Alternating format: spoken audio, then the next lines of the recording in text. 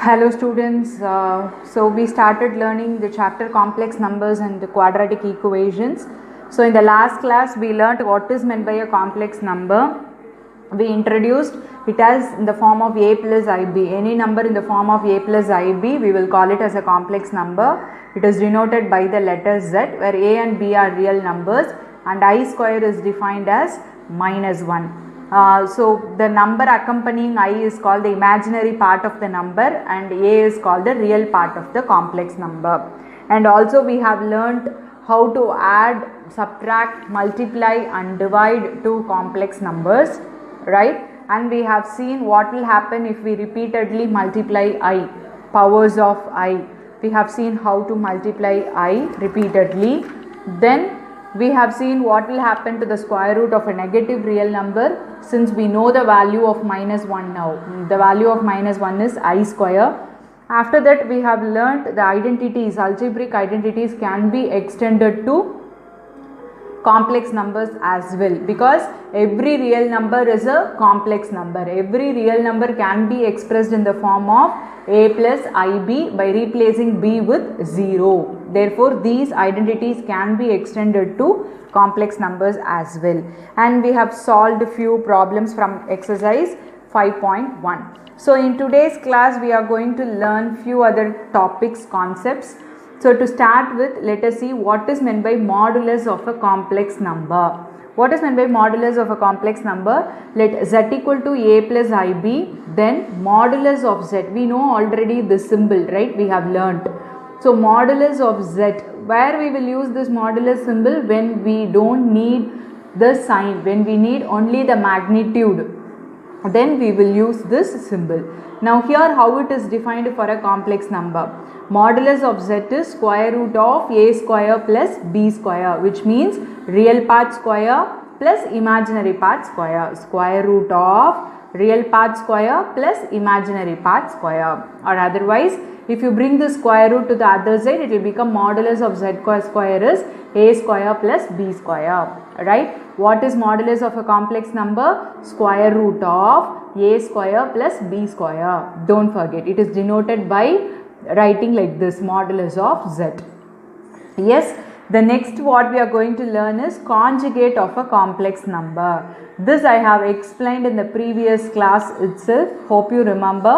Conjugate means the sign difference only with the imaginary part, not with the real part. It is called its conjugate, which is called a conjugate of a complex number. If z is a plus ib, then z bar, we will denote the conjugate as z bar. We will put one line above z, right? So z bar is a minus ib, a minus ib. Remember, the sign change is only with the imaginary part, not with the real part.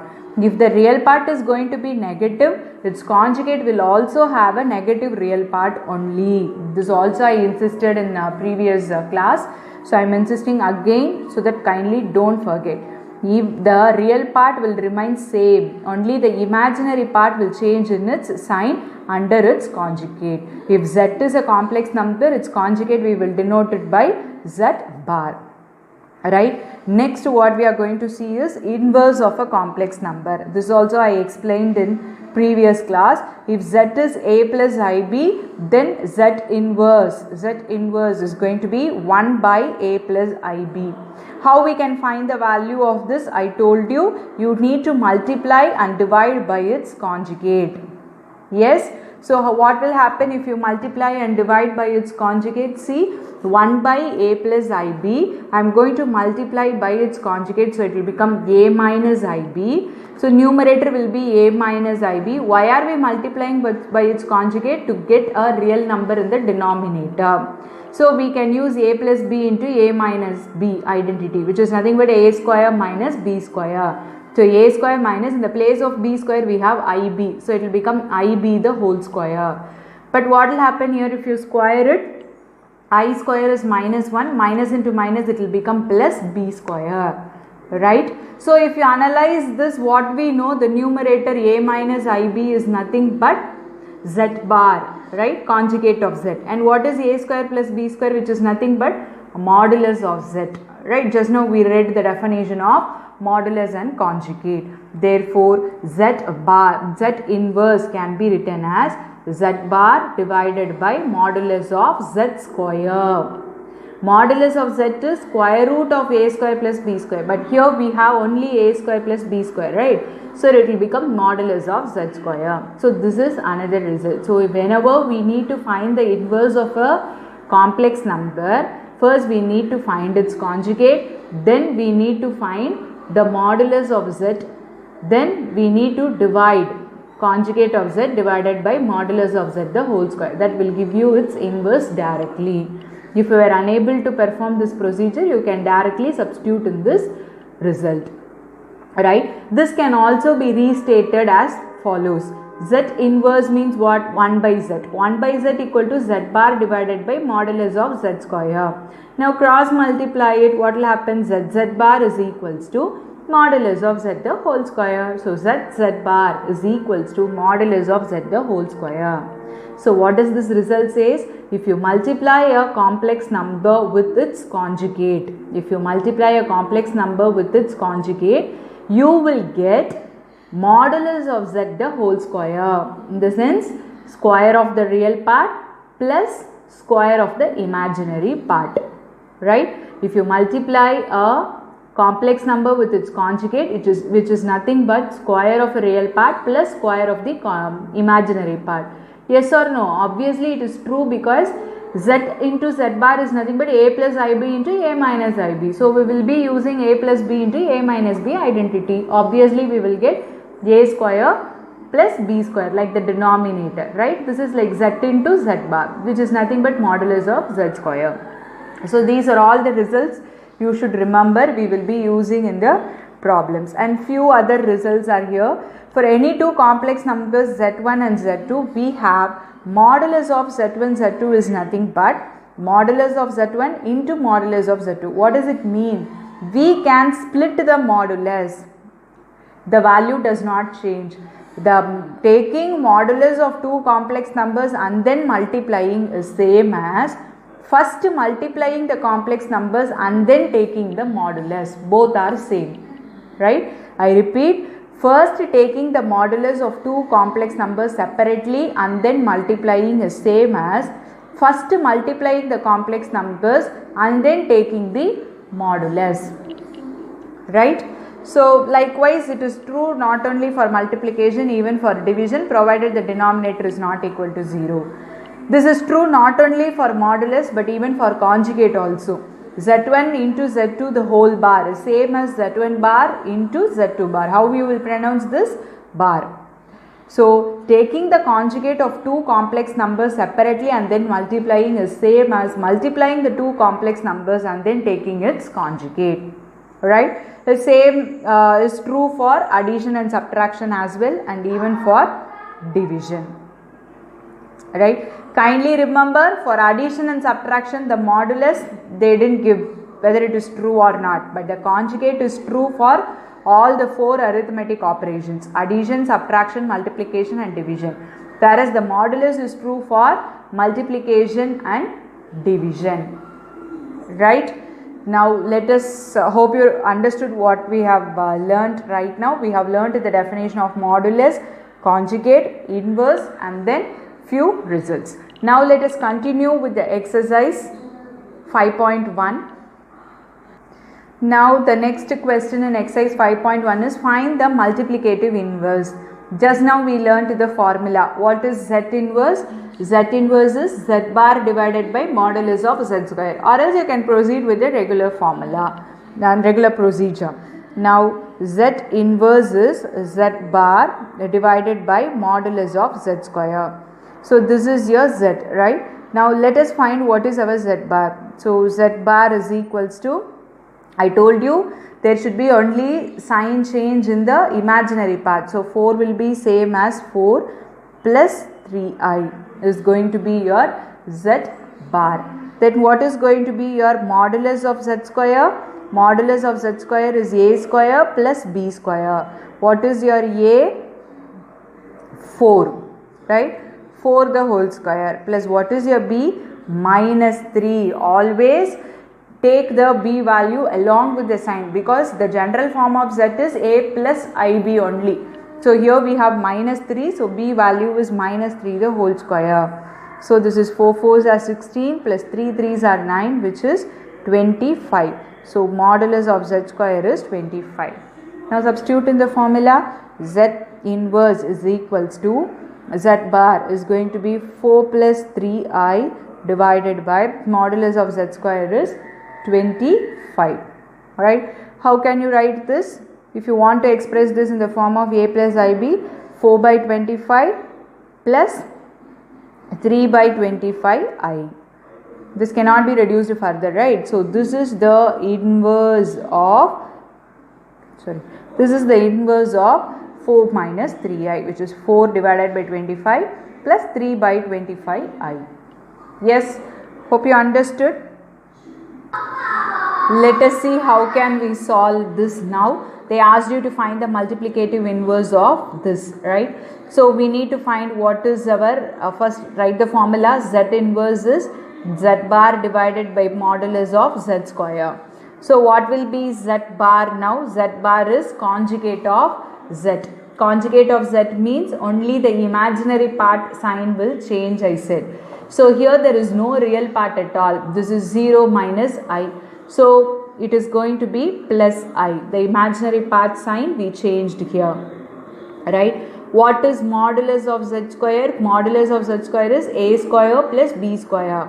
A value is 0 plus what is the b value? Minus 1. So minus 1 the whole square, which is going to be 1. So modulus of z square is 1. Now substitute in the formula. Z inverse is I, because z bar is I, right? So I divided by modulus of z square is 1. So z inverse is nothing but I. Yes, hope you understood. Let us see the last question in the exercise, 14th one.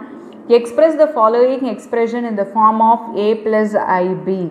3 plus I root 5 into 3 minus I root 5 divided by 3 plus root 2i minus root 3, root 3 minus I root 2. So this is mere simplification. Hope you will do it by your own. Let us see how can we solve this. They asked you to express in the form of a plus ib. They didn't ask you to find the inverse and all. So numerator again a plus b into a minus b identity, which is a square minus b square, which is I root 5 the whole square, divided by, when you are using a plus b into a minus b identity, you have to take along with I. But when you are finding modulus, you have to take only a and b value, remember. Okay, here we are using a plus b into a minus b identity. Here a is 3, b is I root 5, divided by denominator. Blindly don't use again a plus b into a minus b identity, because in between we have minus here. Alright, so expand. Root 3 plus root 2i minus root 3, minus into minus, it will become plus I root 2. So plus root 3 minus root 3 will get cancelled. Numerator 3 3s are 9 minus root 5, if you square it, it will become 5, and I square you will get minus 1. So this will become plus 5, right? Divided by root 2i plus root 2i is 2 root 2i. So 9 plus 5 is 14 divided by 2 root 2i. So this 2 and 14 you can cancel. So we got 7 by root 2i in the denominator. But we need to express in the form of a plus ib. So we need I in the numerator. When we have I in the denominator, what we will do? We will take conjugate and then we will multiply both numerator and the denominator. Alright, the same procedure only we are going to perform. Or else, when you have simply I, you can multiply and divide by I only, so that the denominator will become I square. So it will become minus 1. I will get eliminated. right? So the numerator has become 7i divided by root 2i square, which is nothing but 7i divided by I square is minus 1, so you will get minus root 2.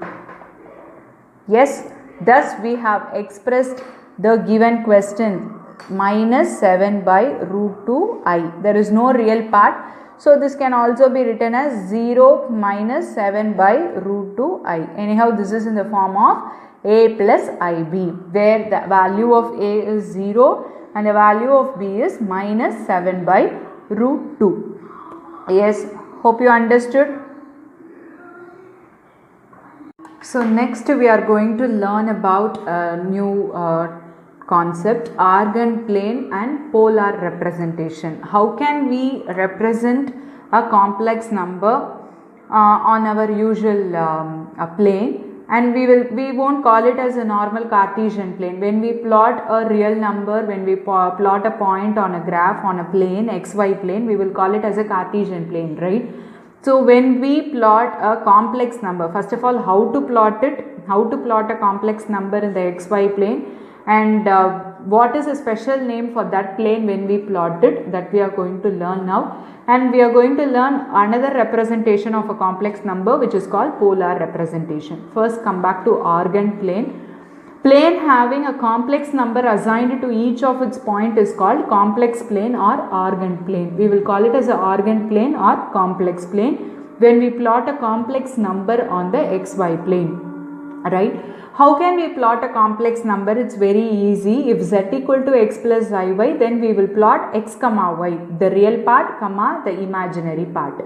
So we will take the real number, we will take the real part number and the imaginary part number, and then we will plot it in the normal xy plane. That is the representation of complex number on the Argand plane, right? Then obviously, what is the distance from the origin to that point? It will be square root of x square plus y square. That is the distance, right? Distance between P and O is nothing but square root of x square plus y square, which is nothing but modulus of z. So the distance between O and P, how can we find out? What is the distance formula? X minus at this point plus the whole square plus y minus this point the whole square, right? This is origin, so it is going to be 0 comma 0. 0 comma 0. So the distance, how you will find out? Square root of x square plus y square, which is nothing but modulus of z. And how the points will be on the x-axis? We know on x-axis y values will be 0. Therefore, when it becomes to complex number, the complex number of the form a plus I0 only will lie on x-axis. And how the points on y-axis will look like? X value 0, therefore complex numbers of the form 0 plus IB only will lie on y-axis. We call x-axis as real axis and y-axis as imaginary axis, right? So if z is x plus iy, then what is z bar? X minus iy, where we will plot the real part remains the same, only there is a sign change in the imaginary part. So it is going to be exactly like a mirror image of the point, right? So these are all the information regarding the Argand plane. So nothing different here, only the name is new to us, which is called as a Argand plane. When we plot a complex number on our xy plane, we will call it as a Argand plane or a complex plane. How can we plot a complex number? Just plotting the real value, real part value and the imaginary part value. Yes. Now let us come back to the next topic called polar representation. What is meant by polar representation? How can we represent a complex number in the polar form? So expressing a complex number in terms of r and theta is called polar representation, right? And this r comma theta is called polar coordinates. What is the normal coordinate of z? X comma y, right? So when we write that complex number in the form of r comma theta, we will call it as a polar coordinates. So how can we find this r and theta? Let me explain it now. Z is x plus iy, then r is nothing but modulus of z. R is nothing but modulus of z. The distance between the 0 and origin and the point is r, which is nothing but modulus of z, right? So if we know what is z, we can very well find what is modulus z is z. That is going to be your r, the length of OP. Right, this is your O. So the length of OP. Then what is theta? Theta is the angle which OP makes with the positive direction of your x-axis. With the positive direction of your x-axis is called your theta. Then obviously, what is your x? Tell me. Always how we will write the coordinates in terms of theta? X coordinate will become cos theta and y coordinate will become sin theta, right? We have described, we have learnt in our trigonometry, hope you remember. Yes or no? So x is nothing but we have taken this as unit circle and we have defined it in our trigonometry. So the same way here, this is r, therefore r cos theta will give you x value and r sin theta will give you y value. So how can we express this in the polar representation now? Z is x plus iy, but x is r cos theta plus I into y is r sin theta. So if I take r as common, cos theta plus I sin theta. So z is nothing but r into cos theta plus I sin theta. This is the polar form of a complex number. So you may get a question like giving z is equals to 3 plus 4i. Express this complex number in the polar form. What you should do? First you should find what is your r. Then you should find what angle it makes with r, makes with OP. Then you have to rewrite z in this form. Then you have to find what is your cos theta sin theta. Then z is r cos theta plus I sin theta. You have to express in this form, right? Where theta we will call it as argument or amplitude of z and we will denote it by arg of z. Yes, so we have learned two things now. One is organ plane representation, another one is polar representation. What is the relation between polar representation and this? R is nothing but modulus of z and theta, x is r cos theta and y is r sin theta. Yes, hope you understood. Now let us solve problems on this so that you will get better clarity on this. We will move on to exercise 5.2 now. I wish to explain this again, how we got x is equal to r cos theta and r sin theta. See, this is a point P where x comma y, right, our complex number. Then we know this distance is x and this distance is y. We have learned this in trigonometry, but again I am recalling you. This distance is x and this distance is y. Now how will I write my cos theta? Cos theta is equals to adjacent side by hypotenuse. So x by r. Right, so this implies x is equals to r cos theta. Similarly, how will I write my sin theta? Sin theta is going to be opposite by hypotenuse, opposite side of theta by hypotenuse. So y by r. So if you cross multiply, r sin theta is equal to y. This how only we got x as r cos theta and y as r sin theta. Yes, hope you understood now.